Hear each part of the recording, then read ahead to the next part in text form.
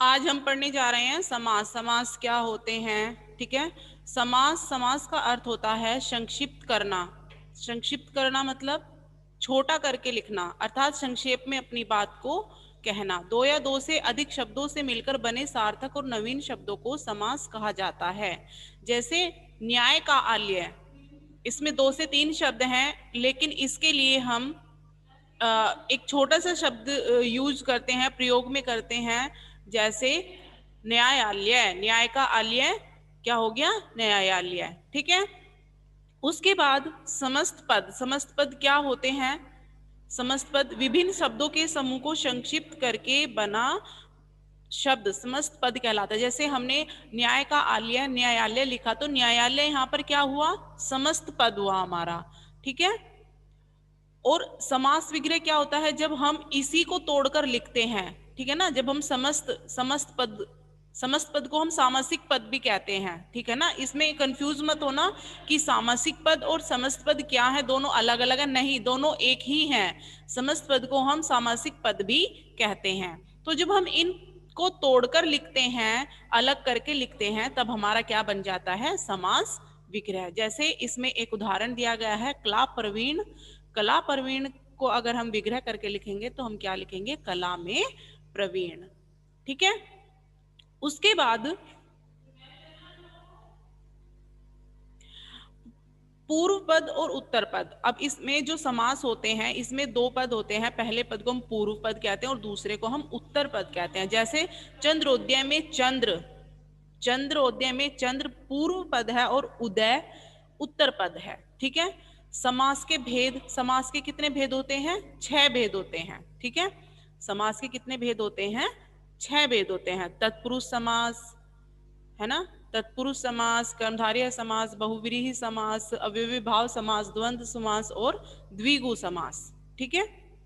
सबसे पहले हम तत्पुरुष समास के बारे में पढ़ेंगे। तत्पुरुष समास क्या होता है, देखो, जिस समास में उत्तर पद प्रधान होता है और दोनों पदों के बीच कारक चिन्हों का लोप हो जाता है। कारक चिन्ह आप हमने पढ़े हैं ना, कारक चिन्ह क्या होते हैं, जैसे ने, को, में, पर, है ना, ये सब होते हैं। जब हम उनका विग्रह करते हैं, जब जहां पर उनका लोप हो जाता है, तो वहां पर तत्पुरुष समास कहलाता है। जैसे देखो, विद्यालय, विद्यालय का अगर हम विग्रह करेंगे तो क्या होगा, विद्या के लिए आलय। अब देखो इसमें के लिए यहाँ पर क्या है, तत्पुरुष समास। मतलब तत्पुरुष समास किस लिए, जिसमें कारक चिन्ह आते हैं। तो के लिए क्या है, यहाँ पर एक कारक चिन्ह है, तो इसलिए यहाँ पर ये क्या होगा, तत्पुरुष समास। गृही प्रवेश, गृही प्रवेश, गृही में प्रवेश, ठीक है ना, गृही में प्रवेश। तो में भी यहाँ पर क्या है, कारक चिन्ह, तो इसलिए ये भी हमारा कौन सा समास होगा, तत्पुरुष समास, ठीक है। नीचे दिए हैं जैसे कर्म हमारे होते हैं ना, कारक, कर्म कारक, कर्ण कारक, संप्रदान कारक, अपादान कारक, तो उसी के आधार पर यहाँ पर दिए हैं उदाहरण कुछ, ठीक है। जैसे रसोई घर, रसोई के लिए घर, के लिए यहाँ पर देखो संप्रदान तत्पुरुष हुआ, क्योंकि के लिए किसका चिन्ह होता है, संप्रदान कारक का चिन्ह होता है, इसलिए यहाँ पर कौन सा तत्पुरुष समास हुआ, संप्रदान कारक, ओके। उसके बाद पढ़ेंगे हम कर्मधारय समास। कर्मधारय समास क्या होते हैं, जिस समस्त पद में उत्तर पद प्रधान होता है तथा पूर्व पद और उत्तर पद में विशेषण विषय का संबंध होता है। अर्थात विशेषण विशेष्य क्या होते हैं, विशेषण विशेषता होती है और विशेष्य जिसकी विशेषता बताई जाती है ना। तो यहाँ पर देखिए नील गगन, नील यहाँ पर विशेषता हो गई है, विशेषण हो गया है, और गगन यहाँ पर विशेष्य हो गया है, यानी गगन, गगन की विशेषता यहाँ पर क्या बताई गई है, नीला। तो अगर हम इसका विग्रह करेंगे तो क्या लिखेंगे, नीला है जो गगन, नीला है जो गगन, ठीक है। महाराजा नीलकंठ, है ना, नीला है जो कंठ, ठीक है। तो हमारा ये कौन सा समास हो गया, कर्मधारय, जिसमें विशेषता बताई जाती है, विशेषण विशेष्य दोनों होते हैं, वहां पर हमारा कर्मधारय समास होता है, ठीक है।